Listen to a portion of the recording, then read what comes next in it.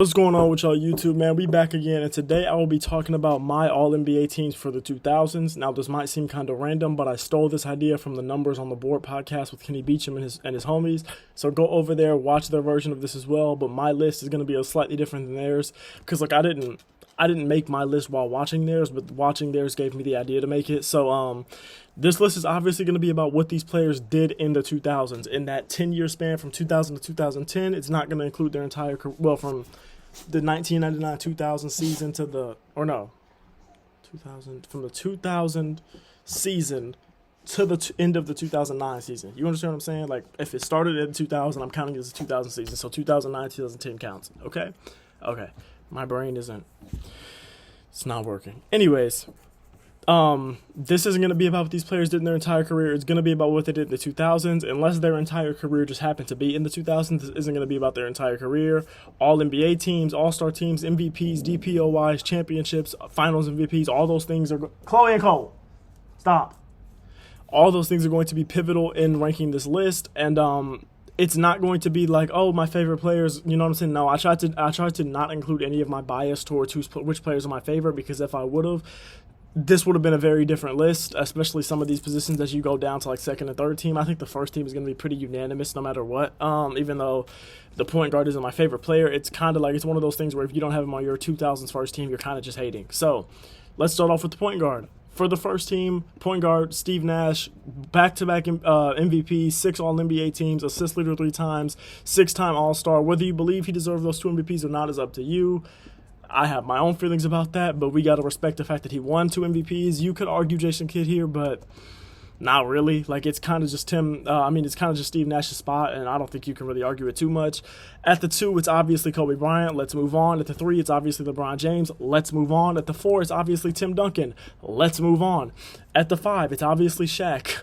Let's move on. All right, on to the second team. If you have any debate with any of those 4 players that I named after Steve Nash, you're a hater. Something is off with you, or you just don't know ball, because those 4, pretty much those 5, they're not moving in this decade, okay? Okay.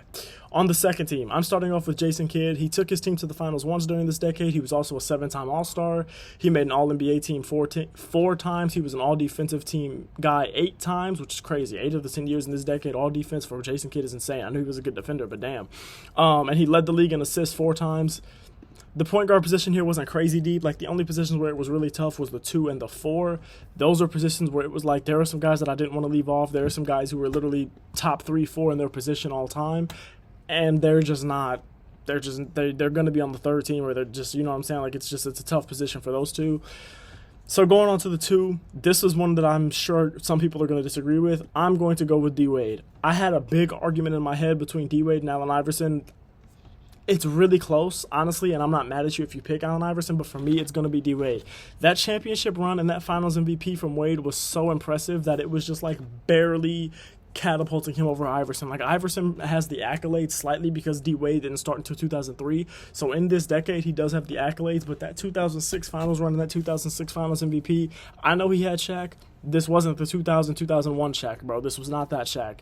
That man was carrying that team in the finals, bro. I'm sorry. That's what put D-Wade over him for me. And you could say, well, Iverson carried his team to a finals and took a game away from the Lakers, who went 15-1 in that postseason.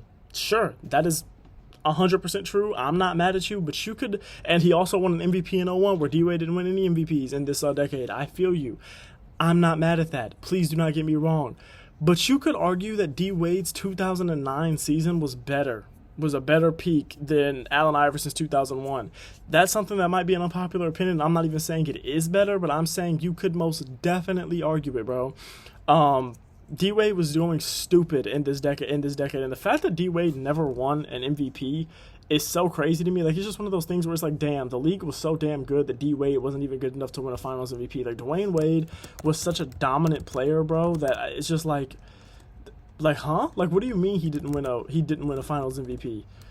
But anyways, on to the 3 where I have Tracy McGrady. I couldn't think of it in my mind because I was thinking of traditional threes, but at the 3, I had Tracy McGrady. You could argue that Tracy McGrady's a 2, and I'm not going to be mad at you, but I just couldn't put Paul Pierce or Carmelo Anthony over him just because they're technically listed as a 3, whereas he's technically listed as a 2 more in his career. Like, I can't. The gap there is big enough that I'm willing to put Tracy McGrady as a 2 for the sake of this video, for the sake of these All-NBA teams. For the sake of these All-Decade teams. If you're not, I'm not mad at you. But this was a dude that was a 7-time All-Star, 7-time All-NBA, Most Improved Player, and 2-time scoring champion this decade. And if it wasn't for injuries, bro, T-Mac would be one of those guys that's definitely regarded as like a top 5 shooting guard. At the 4, I'm gonna go KG. I need to slow down. I'm going to go KG, but you could argue Dirk. The thing with KG, champ, MVP, DPOI. That's all impressive enough as it is. Then you go to 10-time All-Star, 10-time All-Defense, 4-time rebounding champ. This man was an All-Star and an All-Defensive team player every year in this decade, every single year. With Tim Duncan, with Dirk Nowitzki, if we're going all defense, with Dwight Howard, with Ben Wallace, with all of these guys in the league, this man was 10-time All-Defense, 10-time All-Star, won a ring and won a DPOY and an MVP. Bro, if that man would have had any help in Minnesota, he would have more than one ring. Unfortunately for him, Minnesota sucked outside of him. Bro, like, you don't understand how, like, I knew KG was my second greatest power forward of all time. I knew that already. But looking at his accolades and seeing 10-time All-Defense, 10-time All-Star for this decade, it was like, damn, if Tim Duncan didn't exist, he would easily be at the first team. Like, what? I don't think y'all realize those accolades are insane, bro. Absolute insanity. Anyways, at the 5, this one is one you could argue too. You could go Yao Ming. You could go Ben Wallace. I'm going Dwight Howard. Took his team to the finals, 4-time All-NBA, 2-time DPOY, 4-time All-Star.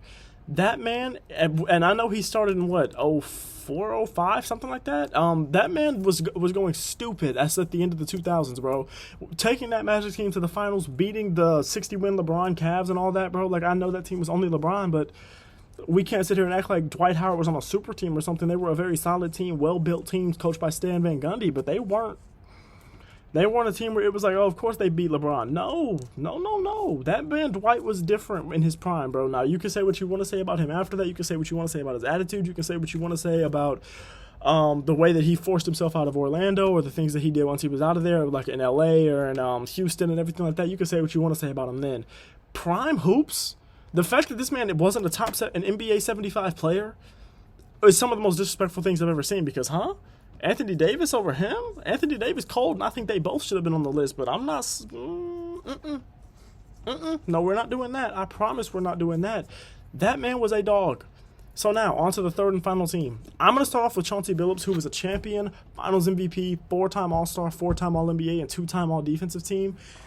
I definitely would understand arguments for Tony Parker. I would understand arguments for CP3. You for sure have a case if you want to pick one of those guys.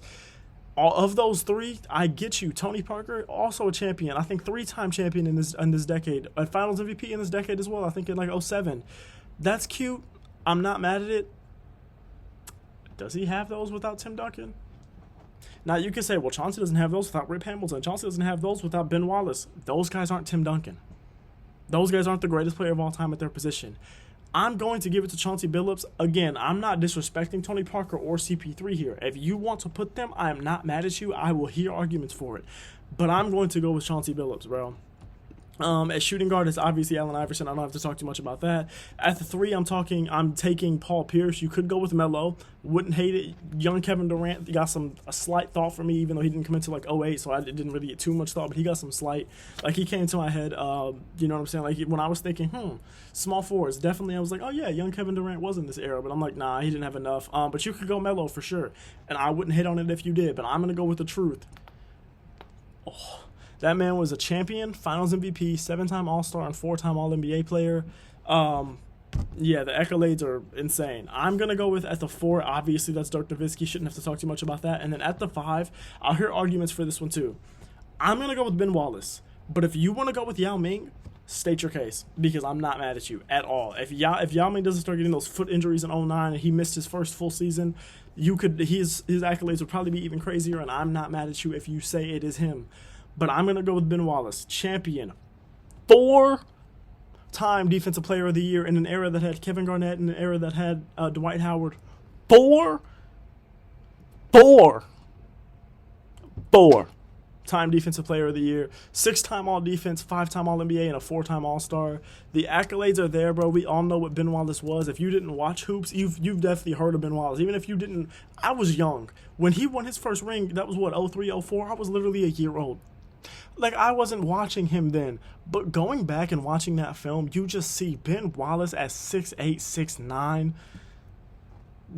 So for him to be a 6'8", 6'9" center in an era where there was Shaq, where there was Yao Ming, where there was Dwight Howard, I get the center position wasn't crazy outside of those guys, but those guys were still there. In an era with those guys, and then at the power forward, when you had Tim Duncan, you had Kevin Garnett, you had Dirk Nowitzki, you had these guys that were bigs that were doing dominant things in this era, for you to win 4 DPOIs at 6'8" or 6'9", is not talked about enough. But yeah, those are my 2000s All-NBA teams. You're going to get my 2010s All-NBA teams tomorrow, and then you're going to get my 2020s predicting the All-NBA teams for them on Friday. Yeah, on Friday. All right, I love y'all. I appreciate y'all. Thank you for watching. Please don't forget to like, comment, and subscribe, bro. If y'all want to send me video ideas, please do. Send them to my Twitter. Put them in the comments. I'm always in the comment section. Tell your friends to watch if you enjoyed it, bro. Y'all know it's basketball and it's football, so y'all about to get a lot of more content, bro. Chiefs and Ravens play tonight as y'all are watching this video. For me, it's tomorrow, but tonight as y'all are watching this video, I got 2K downloading on the TV over there. Boy. Now, it's taking a long time. I don't know why, but it's taking a long time to download. Oh, but once it downloads, I don't care about schoolwork. I don't care about work. Yes, I do. But 2K? Oh, I'm going to be on there, all right? So I love y'all. I appreciate y'all, bro. Hope y'all, let me know what y'all think about 2K, because I haven't played it yet. Obviously, like I said, it's installing, so let me know what y'all think about it. And let me know what y'all think about this video. Give me some video ideas, bro. Thank you.